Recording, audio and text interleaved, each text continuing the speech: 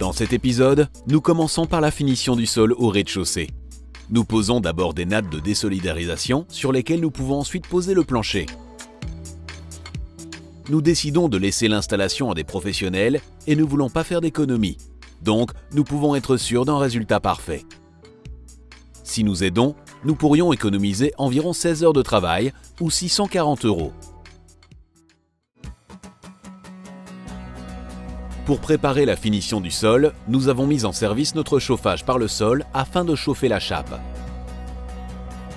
Après environ 2 semaines, le programme est terminé et notre chape est refroidie, ce qui nous permet de commencer avec la couche de finition proprement dite. Avant de commencer le carrelage, nous choisissons d'abord d'installer des nattes de désolidarisation.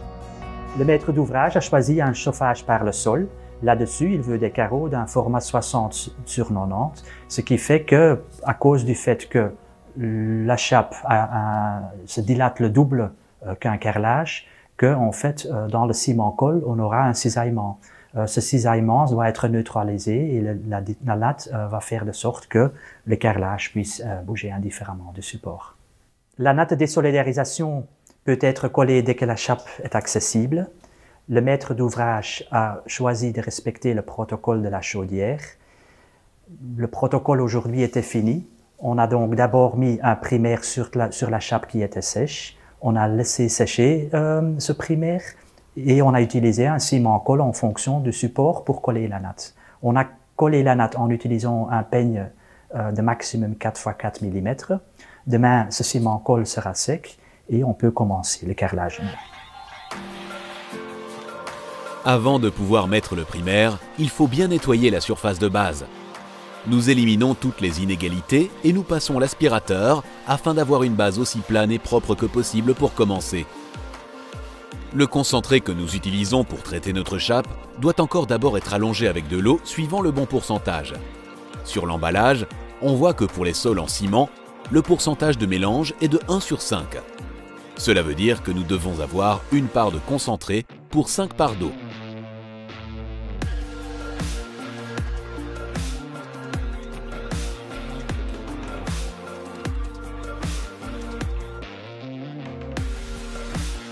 Nous pouvons ensuite poser le primaire à l'aide d'un rouleau de peinture au bout d'un manche télescopique.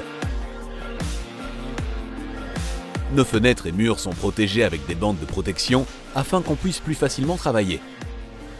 Si ces bandes ne devaient pas être là, ce serait mieux de d'abord faire les bords à la brosse.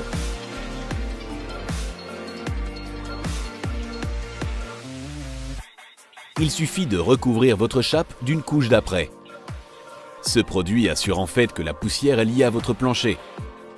Le film empêche l'humidité de l'adhésif de carrelage de pénétrer immédiatement dans la chape, ce qui garantit une meilleure adhérence. Laissez ensuite sécher suffisamment l'après, entre 1h30 et 3 heures selon la température ambiante, avant de commencer la pose des nattes de désolidarisation. On va commencer par mesurer l'espace. Cela nous permet de mieux évaluer la meilleure façon de poser nos tapis afin de minimiser la perte de matériaux.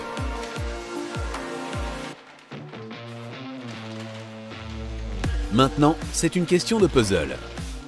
Nous décidons de commencer par une rangée complète le long du mur, puis de remplir le trou à la fenêtre avec les pièces restantes.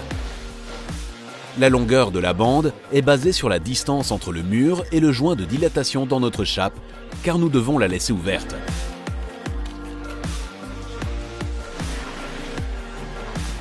Si la rangée avant est placée, nous pouvons aussi faire les petites pièces à la fenêtre.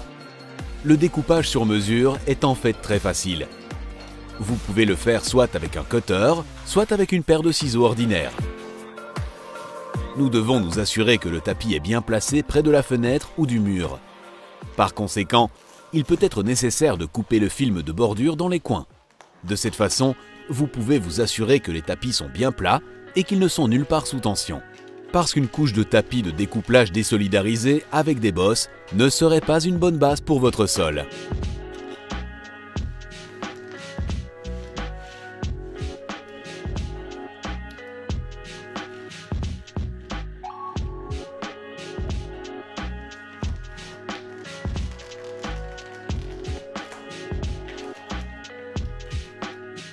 Nous coupons immédiatement sur mesure toutes les pièces dont nous avons besoin pour notre espace.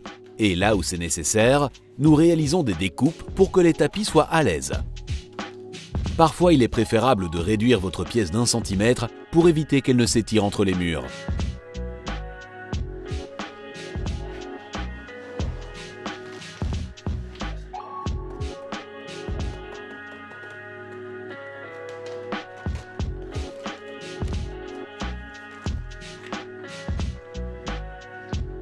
Aussi, à la fin, nous remplissons le reste de la bande avec des pièces que nous préparons sur mesure en largeur. Le rouleau a une largeur d'1 mètre, c'est donc facile à mesurer.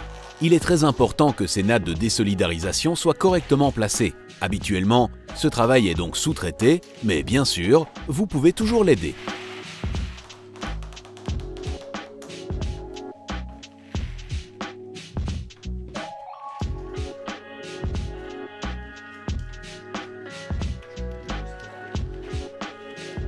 Nous nous assurons que tout le travail sur mesure pour l'ensemble du sol est réalisé afin que nous puissions commencer à tout coller sur la chape en une seule opération.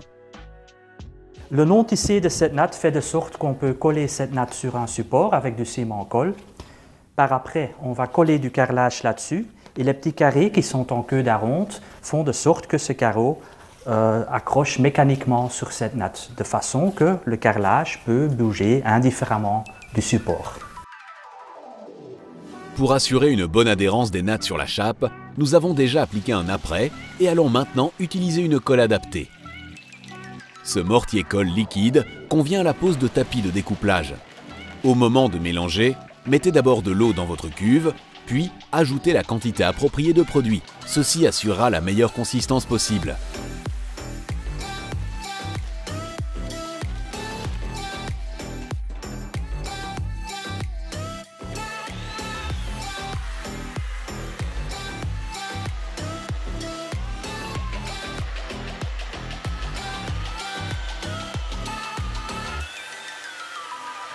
Laissez reposer ensuite pendant 1 minute et il faut mélanger à nouveau.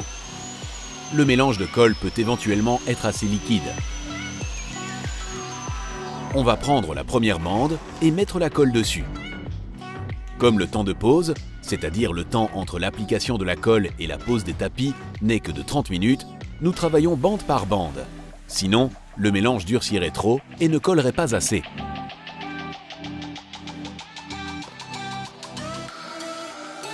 La colle est liquide, donc la façon la plus facile de l'appliquer est de la verser. Alors, on pourra commencer à peigner. Nous utilisons un peigne à colle avec des dents de 4 x 4 mm maximum. Peu importe dans quelle direction vous peignez la colle, à condition qu'elle soit appliquée sur toute la surface pour qu'il y ait un transfert complet.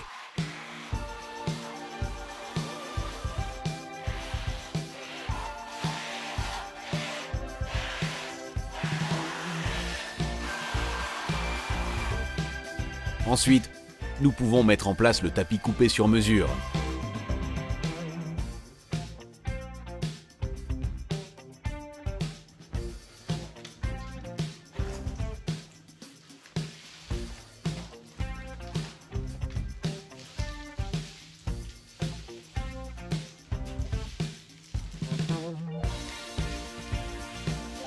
Il est important que le tapis soit immédiatement bien pressé dans l'adhésif à l'aide d'une planche à poncer. Ou vous pouvez aussi utiliser un rouleau pour cela. Veillez à bien frotter partout afin d'obtenir une adhérence totale. Les tapis doivent être entièrement collés pour une finition parfaite du plancher.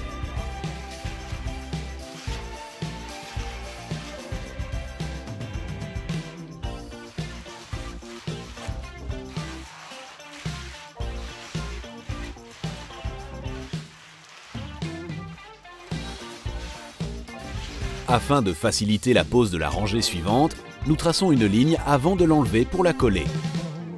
De cette façon, nous serons en mesure de positionner immédiatement la natte correctement. Parce qu'une fois qu'elle entre en contact avec la colle, on ne peut plus la faire glisser.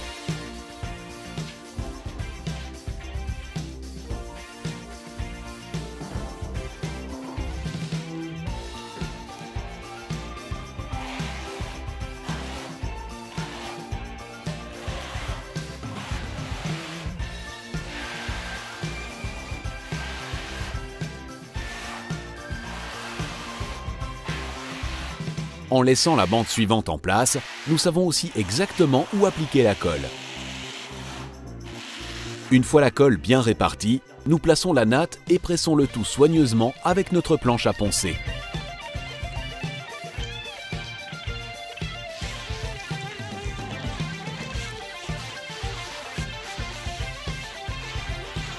De cette façon, nous collons maintenant bande par bande.